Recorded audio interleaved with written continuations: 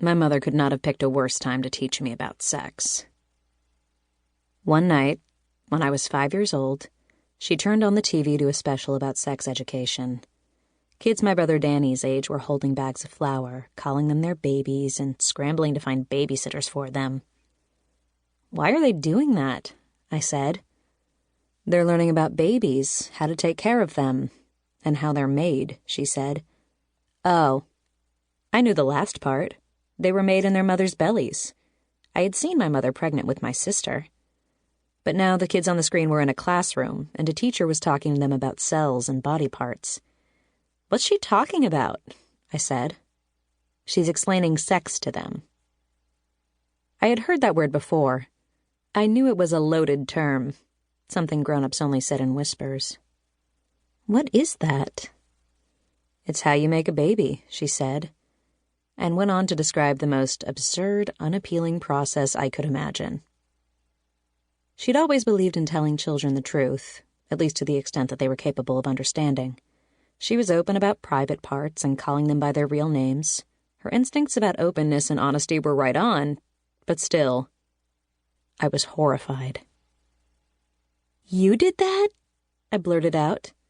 She nodded, and with a sickening feeling, I counted up myself, my brothers and sister, and realized she must have done it at least 5 times.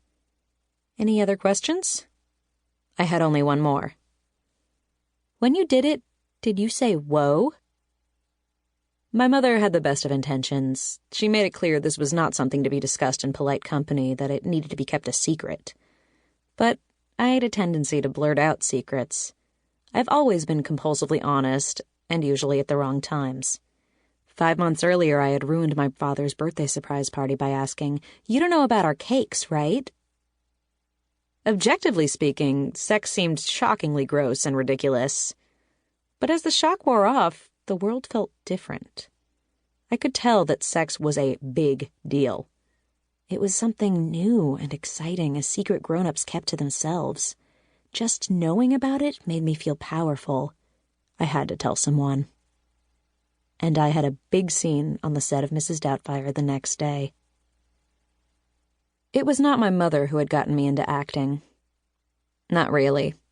She was not a stage mother. But she was an actress. She had studied theater in college and never missed an opportunity to perform. My brothers and I went to Theodore Roosevelt Elementary School, and every year on Teddy Roosevelt's birthday, Teddy himself would come by in person. "And I said, 'Don't you dare shoot that bear.' They made a little stuffed bear and named it after me, and that's why we call them teddy bears today." Teddy was only about 5'2", with D-cup breasts and a hat I had seen in my mother's closet. But her performance was convincing enough to make some of the kids ask, "Is that really him? I thought he was dead." My mother disappeared into the role, morphing from a tiny woman into one of the most macho men who ever lived. We lived in Burbank, in Southern California's San Fernando Valley, 20 minutes away from Hollywood. My mother always said of our hometown, "It's as if someone picked up a small city in the Midwest and plopped it down in the middle of Los Angeles." Burbank tried its hardest to stay quaint, but it was also home to Warner Brothers, NBC, and Disney Studios. The tentacles of the entertainment industry reached into everyone's lives. My father worked as an electronics engineer at CBS, NBC, and the local channel KTLA. Classmates came to school in cars with license plate frames reading, "Part of the Magic, Walt Disney Company." And my brothers would borrow movie screeners from friends with well-connected parents when we didn't want to wait for video. Given the omnipresence of the entertainment industry, getting into acting wasn't an unusual thing for a Burbank kid to do. Children all over the world do ridiculous, borderline dangerous things, and no one around them questions it because it's ingrained in their culture. So it was with child acting in Southern California. When I was a toddler, the oldest and most outgoing of my siblings, Danny, started trying out for commercials.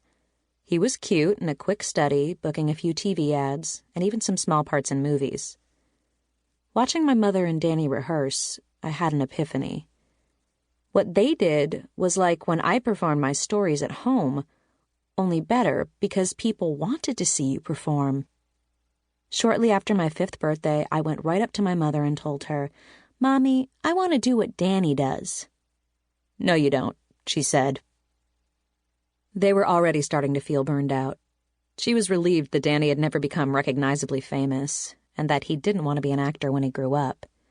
He had been a confident, resilient kid, but the cycle of auditioning was getting to him. It would be worse with her anxious, oversensitive daughter.